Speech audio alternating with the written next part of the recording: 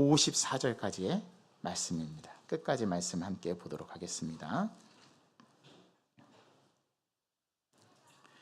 이 하나님의 계시의 말씀을 우리 한 절씩 교독하겠습니다. 이제 하나님 말씀을 교독합니다. 교독할 때 하나님의 말씀을 경청하십시오. 이틀이 지남에 예수께서 거기를 떠나 갈릴리로 가시며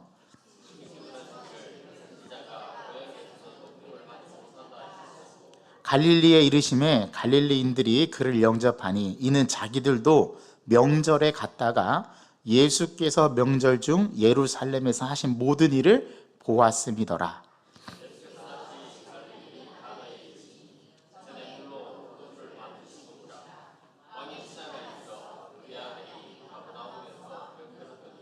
그가 예수께서 유대로부터 갈릴리로 오셨다는 것을 듣고 가서 청하되 내려오셔서 내 아들의 병을 고쳐주소서 하니 그가 거의 죽게 되었음이라.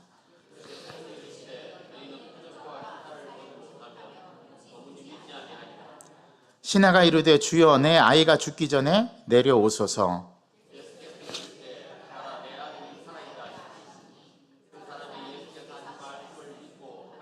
내려가는 길에서 그 종들이 오다가 만나서 아이가 살아있다 하거늘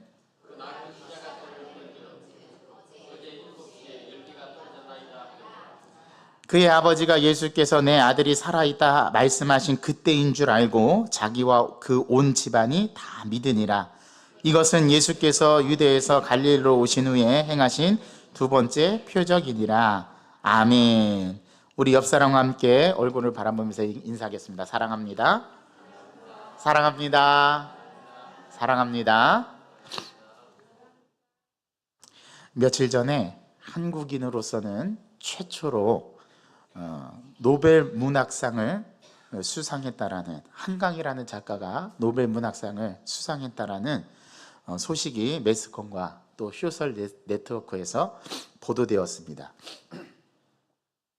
그리고 그날은 실시간 검색 1위를 오랜 시간 동안 유지할 정도로 가장 핫라인 뉴스로 보도가 되었고 또 선정이 되기도 했죠.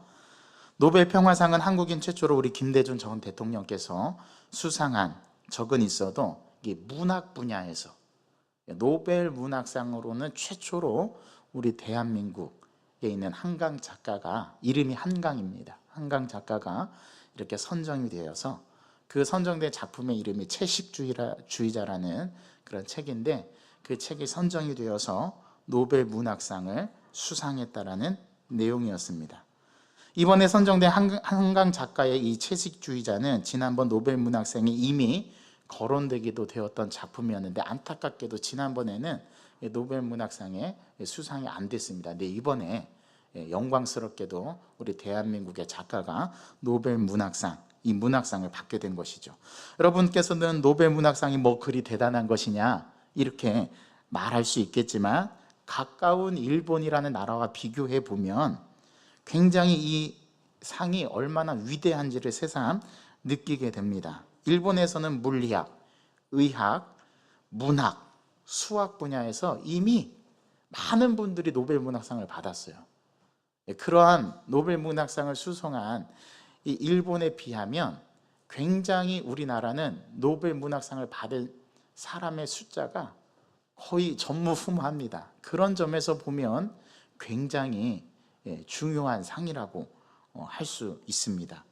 저도 현재를 살아가는 나에게 뭐 그리 큰 영향을 주겠나, 이런 노벨 문학상 작품이 그렇게 생각할 수 있겠지만 저도 그렇게 생각을 했는데 이것이 대단하다는 것을 엊그제 제 아내를 통해서 피부로 실감하게 되었습니다. 제 아내가 한강의 작품이 노벨 문학상을 수상했다라는 소식을 듣고 이분이 어떤 분이가 검색을 했나 봐요.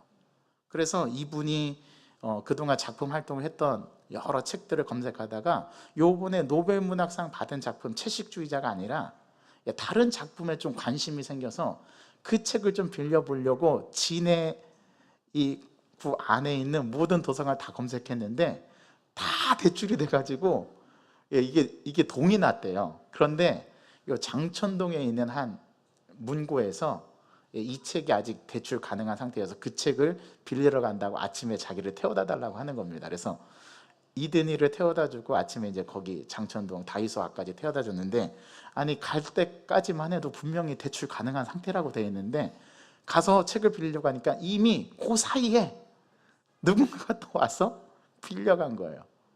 그래서 이 진해 지역에서 이제 이 작품이 다 바닥이 난 거죠. 그런데 제가 뉴스를 검색해 보니까 이 채식주의자는 이미 다 완판이 되고 다시 재판이 될 정도로 그렇게 인기 있는 작품이고, 이 채식주의자라는 책뿐만 아니라 그분의 작품의 다른 다 책들도 이미 뭐 경기도에서는 지금 한강 붐이 일어나고 있대요. 책 읽기 붐이 일어나고 있는데, 이런 노벨 문학상을 받은 책 정도는 한번 우리가 읽어볼 필요성을 있지 않겠나, 한번 그런 생각을 제가 피부로 느꼈던 적이 며칠 전에 일이었습니다. 그나마 우리가 이러한 것을 통해서 우리가 삶을 매일매일 살아가는 삶 속에서 우리가 영향을 주고받는 일들이 간혹 우리들의 삶에서 굉장히 자기에게 충격적으로 다가오는 때가 있죠. 그 충격적으로 다가오는 그 충격이 때로는 우리에게 깨달음을 주기도 하고 우리의 마음을 새롭게 리프레시하는 그러한 동력이 되기도 합니다. 그런데 저는 아내에게서 그 이야기를 듣고 이런 일들을 겪으면서, 야, 이 사람의 영향력이 대단하구나. 노벨 문학상 하나 받았다라는 이 사실 하나 자체만으로도 이 대한민국 전체에 이러한 영향을 주는데, 그 영향을 주는 것을 저는 생각하면서 오늘 말씀을 준비하면서 제가 그런 생각이 드는 거예요. 이렇게 한 사람의 작품이 어마무시한 이 영향력을 주는 것을 저는 돌아보면서 이것을 생각하면서 저 자신에게 이런 질문이 던져지는 거예요. 야, 구현아, 너는 이 한강이라는 사람의 채식주의자, 이 책이 노벨 문학상을 받고 지금 대한민국에 열풍을 불러일으키고 있는데 주님이 저에게 그렇게 말씀하시는 거예요. 너의 신앙은, 너의 예배는, 너의 믿음은, 너의 기도는 지금 너에게 얼마만큼의 영향을 주고 있느냐. 주님이 저에게 그렇게 말씀하시는 것 같아요. 이 질문을 던지자 제가 소름이 돋고 정신이 번쩍 들게 되었습니다. 만일 내가 믿는 예수님이 나에게 어떠한 영향도 주고 있지 않다면, 내가 드리는 예배가 자리만 차지하고 앉아있는 시간 때우기의 예배라면, 나의 믿음이 나를 변화시키지 못한다면, 나의 믿음이 나를 변화시키지 못하는 믿음은 그때부터 믿음이 아닌 거죠. 나를 변화시키는 기도, 그 기도가 나를 변화시킬 수 없다면 그때부터 기도는 더 이상 기도가 아니라는 사실을 깨닫게 됩니다. 한 사람의 작품도 이렇게 영향을 주는데, 우리 예수님을 제대로 만나고 예배의 본질, 예배의 실체, 하나님께서 임재하시고 우리 삶 가운데 역사하시는 이 하나님의 말씀이 나에게 주어지는데, 이 말씀이 나를 변화시킬 수 없다면 그때 이 예배는 더 이상 예배가 될 수 없지 않을까, 그런 생각이 저에게 번뜩 드는 거예요. 이게 나의 삶이 지금, 더구나 나는 목회자인데 나의 삶에서 하나님의 영향력, 예수님의 영향력, 성령 하나님의 영향력은 진짜 나에게 영향을 미치고 있는 게 맞는가? 나는 그런 영향을 받고 그런 다스리심과 하나님의 통치 속에서 살아가고 있는가? 제가 한 주일 동안 냉정하게 제 삶을 성찰해 보면서 돌아봤는데요, 제가 참 금치 못한 사실, 충격적인 사실을 발견하게 되었습니다. 제가 하나님의 영향력을 받지 않고 성령님의 통치하심을 받지 않고 내 생각과 내 마음대로 살아가려고 하는 나의 모습을 발견하게 된 거예요. 큰 충격을 받았습니다. 아니, 내가 내 입으로 우리가 하나님의 통치를 받아야 합니다, 성령 하나님께서 저와 여러분들을 통치하시는 그 통치의 영역으로 들어가야 합니다, 그렇게 제가 지난주에 설교를 했는데, 그 말씀과는 아랑곳하지 않고 전혀 다른 모습, 내가 원하는 삶의 모습으로 살아가려고 하는 저의 욕망과 욕심을 발견하게 된 거예요. 이래서는 안 되겠구나. 내가 내 삶을 제대로 살아내지 않고 어떻게 하나님의 말씀을 전하는 복음 전도자가 될 수 있겠는가? 어떻게 내가 삶에서 하나님을 경험하지 않고 하나님을 이야기할 수 있겠는가? 저 자신에게 그런 질문이 드는 거예요. 또 한 번의 사건이 있었습니다. 제 친구 목사님하고 통화할 기회가 있어서 그 목사님하고 통화를 했는데, 그 목사님이 최근에 그 개를 한 마리 입양을 했대요. 입양을 해서 개를 키우고 있는데, 그 개 한 마리 때문에 삶의 모든 패턴들이 바뀌게 됐다라는 거예요. 어디를 가지도 못해요. 외박도 못해요. 개를 데리고 나가는데 제한이 있어요. 식당도 못 가, 카페도 못 가. 이 개 때문에 자기의 인생이 완전히 송두리째 바뀌어버렸다는 그런 이야기를 들었습니다. 자, 그런데 그 개 한 마리 때문에 목회에도 영향이 있다는 거예요. 제가 그 얘기를 듣고, 제가 안 그래도 오늘 본문 말씀을 준비하면서 한 주 동안에 그 한강의 그 노벨문학상 받은 이슈를 통해서 제가 그런 부딪힘이 있었는데, 제 삶에. 근데 갑자기 그 친구 목사님하고 통화하면서 그런 얘기를 들으니까, 야, 그 개 한 마리 때문에 자기의 인생이 이렇게 변화되었는데, 그분 말씀이에요. 야, 우리가 예수님을 진짜로 만나면 이거는 뭐 게임 끝난 거 아니겠느냐, 그런 얘기를 그분이 저한테 하는 거예요. 근데 제가 그 얘기를 딱 듣는 순간 제 마음이 뜨끔했어요. 왜 뜨끔했을까요? 진짜 그분의 말이 맞았기 때문에 그래요. 우리가 예수님을 제대로 만나고 예수님의 실체를 제대로 부딪히잖아요. 우리 삶이 변하지 않을 수가 없어요.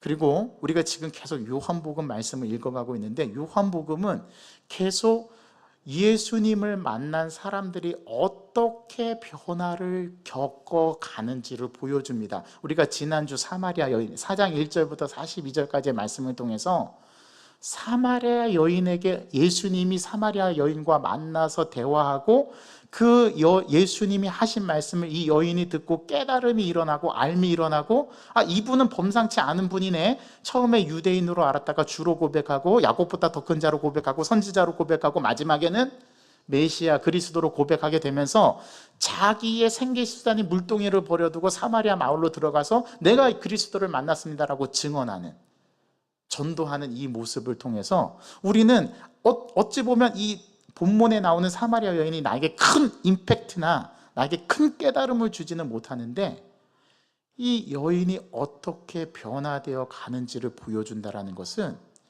여기에서 삶을 살아가는 우리에게 우리도 어떤 변화를 이루어 가야 하는지에 대한 중요한 실마리가 이 여인을 통해서 보여줍니다. 그리고 우리의 신앙에 다양한 모습이 있어요. 아주 리드미컬하고 다이나믹한 여러 모습이 있는데, 어떤 분은 예수님을 사도 바울처럼 급진적으로 다메섹으로 가는 도중에 급박하게 하나님을 만나서 회심한 사람이 있고, 어떤 사람은 이슬비에 옷 젖듯이 이렇게 교회 다니고 저렇게 교회 다니고, 이렇게 신앙생활하다가 저렇게 신앙생활하다가 어느 순간인가 하나님을 전폭적으로 실체를 경험하고 나서 변화되는 사람이 있어요.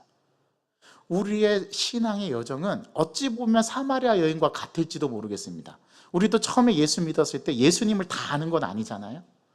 내가 체험적으로 이 오감을 통해서 예수 그리스도를 경험하고 영접하고 고백하고, 내가 하나님을 믿습니다, 나는 하나님의 자녀임을 고백합니다, 우리의 신앙 고백을 통해서 세례를 받고 우리가 그리스도인이 되었지만, 그런데 진짜의 변화는 어찌 보면 지금도 일어나고 있는 것이 아닌가, 이 실마리를 사마리아 여인이 보여줍니다. 계속해서 요한복음은 예수님을 만난 사람들이 어떻게 변화를 이룰 수밖에 없는지를 보여주는데, 오늘 우리가 봉독한 말씀도 이 모습을 보여줘요. 예수님께서 오늘 첫 절에 사마리아에서 이틀을 유하시고 나서 다시 갈릴리를 향해 가십니다. 이제 갈릴리를 이 남쪽 유대 지역에서 사마리아를 관통해서 갈릴리로 올라가신 거예요. 오늘 예수님께서 갈릴리로 올라가시는데, 이때 예수님과 함께 제자들이 갈릴리로 들어가십니다. 그런데 예수님과의 말과는 전혀 다른 이상한 말씀을 예수님께서 노정해서 하시는데, 오늘 그 말씀이 우리가 봉독한 성경 말씀의 자, 나와 있습니다. 44절의 말씀인데요. 예수님이 생뚱맞게 제자들에게 갈릴리로 올라가시면서 뭐라고 말씀하셨냐면, 얘들아 들어봐라. 선지자가 고향에서는 높임을 받지 못한다 라고 전혀 맥락에 없는 말씀을 이 제자들에게 하시는 거예요. 자, 여러분 상황을 상상해 보십시오. 지금 사마리아 지역에서 엄청난 일들을 제자들이 경험했단 말이죠. 사마리아 사람들과 이틀을 유하면서 그들에게 복음을 전하고, 많은 사마리아 사람들이 예수님 앞에 나와서 이제 여인의 전한 복음을 듣고서가 아니라 사마리아 사람들이 직접 예수님 앞에 나와서 예수님과 대화하고 이틀을 유하시면서 무엇을 했겠어요? 함께 예배하고 예수님이 천국 복음을 가르쳐 주시고 하나님에 대해서 말씀하시고 자기가 무엇을 하러 이 땅에 왔는지를 계시해 주시지 않았겠습니까? 그리고 3장에 나왔던 니고데모에게 말씀하셨던 거듭남의 비밀을 이 사마리아 사람들에게도 말씀해 주시지 않았겠어요? 이틀을 유하시면서 이 적지 않은 시간 동안에 풍성한 하나님과의 교제, 예수님과의 교제가 이 사마리아 사람들에게 있었을 것입니다.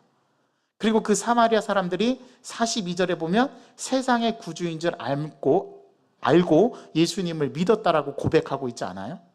그러니까 사마리아가 전체가 어떻게 보면 이제 복음의 물결, 마치 한강의 채식주의자라는 노벨 문학상의 이 작품이 지금 전국의 열풍을 불러일으키는 것처럼 예수님께서 사마리아 지역에서 행한 이 선교가 결국에는 그 자리에서 추수를 거두고 열매를 거둬서 사마리아 사람들이 그리스도인이 되었다라는 거죠.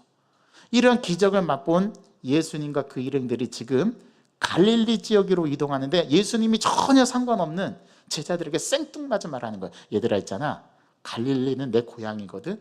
그런데 고향에서는 선지자가 높임을 받는 적이 없어. 여러분 지금 이 상황 이해되시죠? 예수님이 이 말씀을 왜 하셨을까요?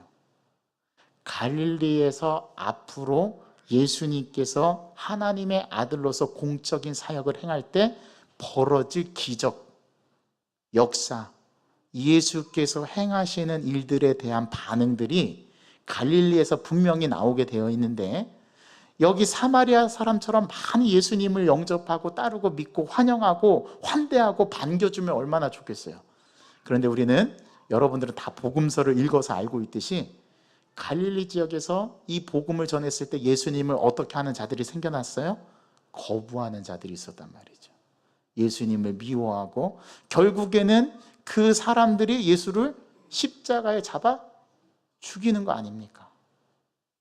이런 갈릴리에서 예수님이 높임을 받지 못한다라는 말을 제자들에게 미리 해줌으로써 이 제자들의 받을 충격을 완화시켰던 거예요.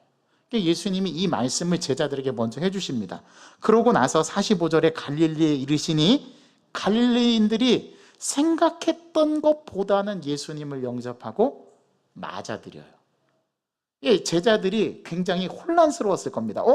예수님께서는 분명 갈릴리에 가면 우리를 반겨주지 않는 사람들이 많을 것이라고 했는데 첫 반응부터 괜찮은 거예요. 갈릴리인들이 예수님을 맞아들이고 환대하면서 예수의 제자들을 환호합니다. 자, 그런데 여기에 이유가 있습니다.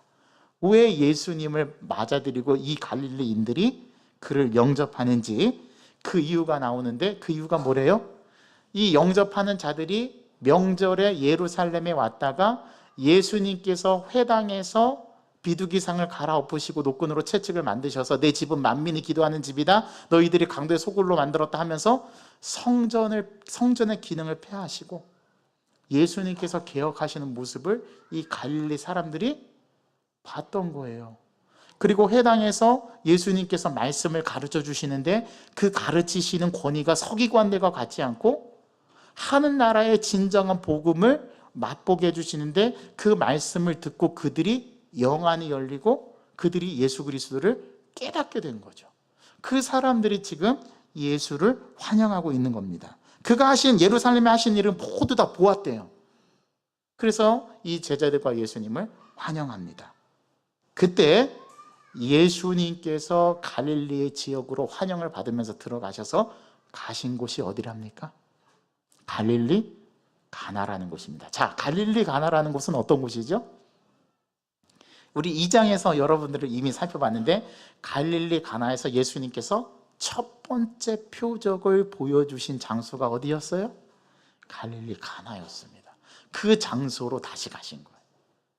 자, 갈릴리 가나에 이르시니 전에 물로 포도주를 만드신 곳이라 이 이야기 설명이 덧붙여지면서 이 갈릴리 가나에 도착하자마자 사건이 발생합니다.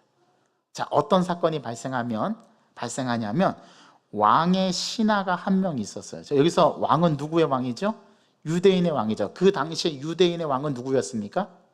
헤롯이었죠. 헤롯 안티파스라는 사람인데 이 헤롯 안티파스 중에 신하 한 명 있었어요. 제가 볼 때는 좀 계급이 높은, 다른 복음서에서는 어쩌면 이 사람이 백부장이라고 언급할 정도로 그렇게 신분이 높은 신하가 한 명 있었는데 그 신하의 아들이 어떻게 됐어요? 지금 병들었어요.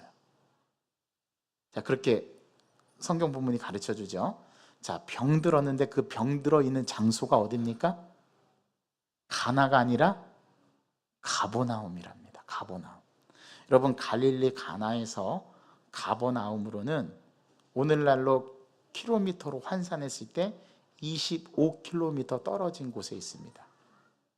자, 그러면 진해를 기준으로 하면 25km 떨어진 지역은 어디일까요? 마산? 예, 마산. 또 뭐 신마산? 동마산? 북창원? 25km 정도면은 저의 본가에서 청주까지의 거리만큼이거든요. 그러니까 적지 않은 킬로미터인 거죠. 적지 않은 거리예요. 자, 그런데 이 왕의 신하가 예수님께 뭐라고 얘기하냐면 내 아들이 병들어서 죽게 되었다. 자, 생사를 오가고 있다라는 거죠. 그러니까 예수님께서 지금 막 도착한 갈릴리 가나에 도착한 예수님에게 뭐라고 요청하냐면 가버나움까지 내려오셔서 내 아들을 어떻게 해달라는 거예요? 고쳐달라는 거예요. 예수님의 상황은 전혀 고려하지 않고 이 왕의 신하에게는 지금 뭐에만 초점이 맞춰져 있어요? 자기의 니즈, 자기의 필요, 자기의 요구. 예수님이 피곤할지, 예수님의 제자들이 어떤 여정을 왔는지 관심이 없습니다. 지금 이 자기 아들이 이제 질병에 걸려서 나자빠져 죽게 된 상황에서는 그들의 여유나 그들의 상황을 돌아볼 여유가 없어요. 지금 당장 예수님이 내려오셔서, 능력 많으신 예수님께서 오셔서 내 아들을 어떻게 해달라는 거예요? 고쳐달라는 거죠. 이게 왕의 신하의 요청이었습니다. 이때 예수님께서 48절에 이것과는 전혀 무관한 말씀을 하시는데 48절 말씀 함께 읽어보겠습니다. 시작. 예수께서 이르시되 너희는 표적과 기사를 보지 못하면 도무지 믿지 아니하리라. 그래서 중요한 단어가 나왔습니다. 표적과 기사. 그래서 기사는 예수님께서 행하신 이적이죠. 너희들이 표적과 이적을 보지 못하면 도무지 믿지 않는다. 여러분, 요한복음은 굉장히 특이하게 대화가 비정상적이에요. 전혀 관계없는 동문서답이 주어지는 경우가 많아요. 아니 뭐 예수님이 뭐 가서 고쳐주겠다 이런 말씀을 하신 것도 아니고, 이 왕의 신하가 가버나움에 오셔서 내 아들을 고쳐달라고 요청한 건데 그 요청한, 그래 내가 가서 고쳐줄게, 너무 걱정하지 마, 나 나을 거야, 내가 함께하면 죽은 자도 일으키는 그런 놀라운 역사를 하나님께서 보여주시니까 너 너무 걱정하지 마라, 자 이제 가자 우리가, 이렇게 얘기할 수 있는 상황인데 예수님 그런 말씀은 전혀 안 하시고 뭐라고 얘기하냐면 그 신하의 요청을 듣고 주변에 있는 사람들에게 뭐라고 얘기하냐면 너희들이 도무지 표적과 이적을 보지 않으면 믿지 않는구나. 여기에 이 지금 두 번째 표적을 일으키기 전에 예수님께서 우리 인간의 본연의 실체의 모습을 적나라하게 드러내세요. 우리는 다 욕망과 욕심을 갖고 자기가 원하는 것에 함몰되어서 몰두하기 쉽습니다. 그리고 그런 것을 이 가시적인 눈으로 확인하지 않고서는 도무지 믿으려 하지 않아요. 그런데 요한복음은 이 신앙을 뛰어넘으라고 합니다. 그래서 마지막 여러분들이 이제 20장에 가면 예수님께서 딱 한 인물과 대화를 하시는데 그게 도마입니다. 도마에게 뭐라고 얘기하냐면 너의 손가락을 나의 손의 못자국과 발의 못자국에 너의 손가락을 집어넣어보라. 그리고 믿지 못하는 자가 되지 말고 믿는 자가 되라. 이렇게 예수님께서 도마에게 말씀하시거든요. 즉 눈으로 보여지는 표적 신앙의 한계를 극복하라는 거예요.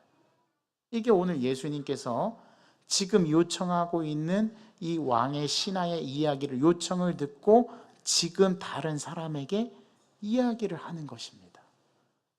여러분 다가오시죠. 신하가 이르되 주여 내 아이가 죽기 전에 내려오십시오. 그렇게 이야기를 하는데 예수님께서 그것에 대한 답변을 보류하시고 너희들의 신앙은 보는 것과 느낌으로 만져지는 것이 아니면 너희들이 도무지 믿지 못하는 신앙이구나. 이것을 예수님께서 꼬집어서 말씀하셨다는 거예요. 자, 묻습니다. 저와 여러분들도 이런 신앙 아닙니까?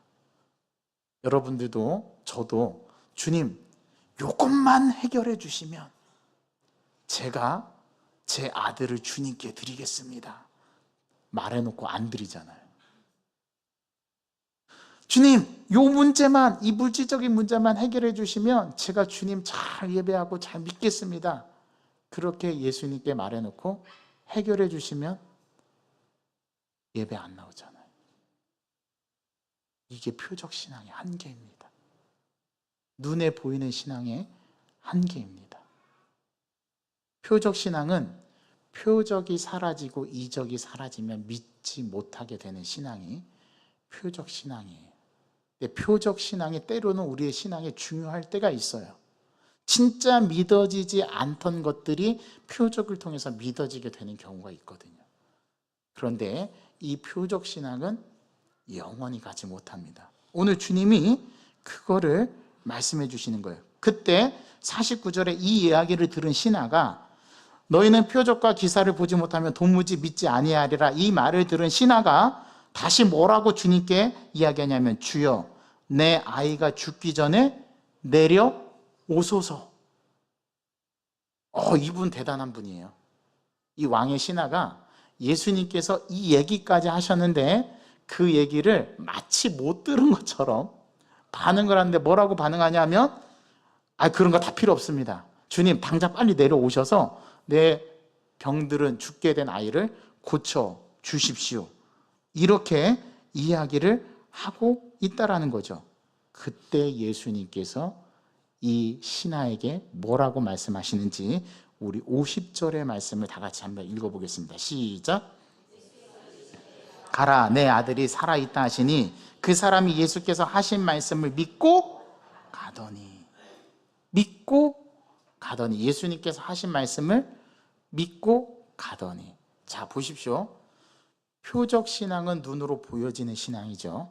이 표적 신앙을 너희들이 보지 못하면 도무지 믿지 않는다라고 했는데 이 신하가 그럼에도 불구하고 예수님께서 계속해서 내려와서 고쳐달라고 간청하니까 예수님께서 가라 내 아들이 죽은 게 아니라 살아있다 라고 말씀하시고 그 말씀을 이 신하가 듣고 어떻게 했다고요?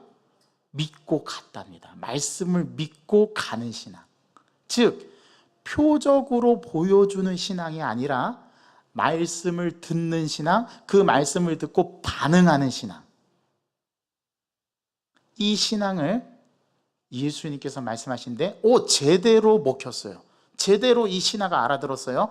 그래서 이 신하가 오케이 좋습니다. 그렇다면 제가 믿고 갑니다 하고 그 말씀을 믿고 가버나움으로 내려가는데 내려가는 길에서 자기에게 오는 누구를 만나요?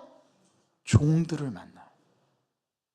종들을 만나서 아이가 살아있다라는 말을 듣습니다. 자, 근데 이 신하가 제가 볼 때는 신앙이 있는 신하라는 게 어떤 점에서 느끼냐면 낫기 시작한 때를 묻어요. 아마 촉이 있었던가 봐요. 이 신하가. 그래서 묻더니 뭐라고 얘기하면 지난밤 7시에 열기가 떨어져 있는데 오늘 이 신하가 신하의 아들이 어떤 병에 걸렸는지는 모르겠지만 힌트가 하나 나오는데 아마 고열이 났나 봐요. 고열이 나서 그 고열로 인해서 죽게 된 병이었나 봐요. 그런데 7시쯤에 그 열기가 떨어졌다라는 이야기를 듣고 그때가 예수님께서 자기에게 가라, 내 아들이 죽은 게 아니라 살아있다라는 말씀을 들었던 시각과 딱 맞아 떨어진다라는 것을 이 신하가 깨닫습니다. 자, 여기서 말씀을 듣고 그 말씀을 믿고 간 이 사람에게 일어난 그 다음 반응이 아주 중요한데요.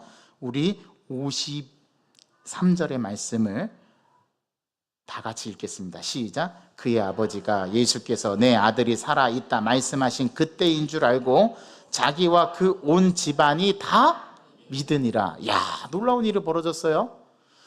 이 왕의 신하가 예수님의 말씀을 믿고 갔는데 그 결과가 뭐냐면 온 집안이 다 예수를 믿게 된 겁니다. 여러분, 표적 신앙만 예수님을 믿게 되는 신앙만이 아니었던 거예요.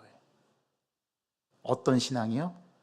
말씀을 듣고 순종하는 말씀 신앙이 훨씬 더 수준이 높고 고차원적인 신앙이라는 사실을 이 왕의 신하의 두 번째 표적을 통해서 예수님께서 말씀해 주십니다. 말씀을 듣고 믿음이 일어났고 믿음이 생겼고 그 믿음에 의해서 순종해서 갔더니 아이의 병이 죽음에서 놓여지는 역사를 경험하고 그 때를 자세히 묻고 이때가 예수님께서 말씀하신 때였구나라는 것을 경험한 이 왕의 신하는 온 가족이 예수를 믿게 되는 중요한 인생의 전환점을 맞이하게 됩니다. 여러분, 예수님을 진짜 실체로 경험하잖아요. 그러면 그분을 따를 수밖에 없게 됩니다. 우리가 예수 그리스도를 만나서 예수 그리스도를 경험하고 예수님을 온전히 따르지 못한다면 이유는 두 가지 중에 하나입니다. 첫 번째, 예수님을 진짜 믿는 게 아니든지 가짜이든지 아니면 여러분들의 욕망과 여러분들의 죄의 본성이 그 신앙으로 나가지 못하게 하고 자꾸 표적 신앙에 머무르게 하든지 둘 중에 하나예요. 표적 신앙은 되게 쉽습니다. 눈으로 보여지는 신앙이기 때문에 눈으로 보여주는 것을 못 믿을 사람이 누가 있겠어요. 근데 요즘에는요, 보여줘도 잘 못 믿더라고요. 이게 우리가 살아가는 삶의 현세 세계예요. 예수님께서는 이 표적 신앙을 넘어서서 말씀을 듣고 반응하는 신앙으로 나아가라고 오늘 이 두 번째 표적을 보여주시면서 저희들에게 말씀합니다. 제가 또 확실히 못 박는 의미에서 예를 들어 드릴게요. 자, 여기 뭐가 있습니까? 물컵이 있습니다. 제가 잠시 마셔도 되겠습니까? 자, 여러분, 물컵이 있습니다. 이건 물컵은 다 눈에 보이시죠? 안 보이시는 분, 그러니까 안 보이시면 이상하신 분이십니다.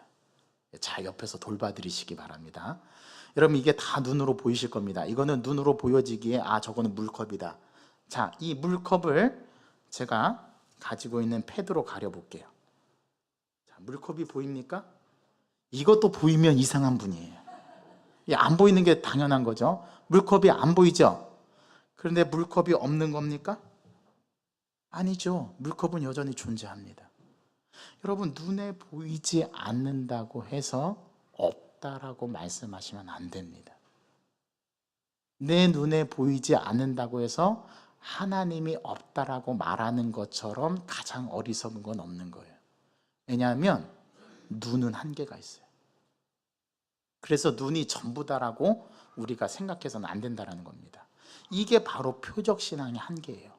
표적은 표적이 사라지면 우리가 믿음에 이르지 못하게 됩니다. 그런데 말씀 신앙은, 말씀을 듣는 신앙은 말씀을 들음으로써 순종하게 되고 그 말씀이 나에게 여운이 남아 있게 돼서 지속적으로 나의 삶에 영향을 미쳐서 마침내는 믿음으로 고백하게 되는 순간까지 이르게 됩니다. 그래서 표적 신앙보다는 말씀 신앙이 훨씬 더 중요한 거예요.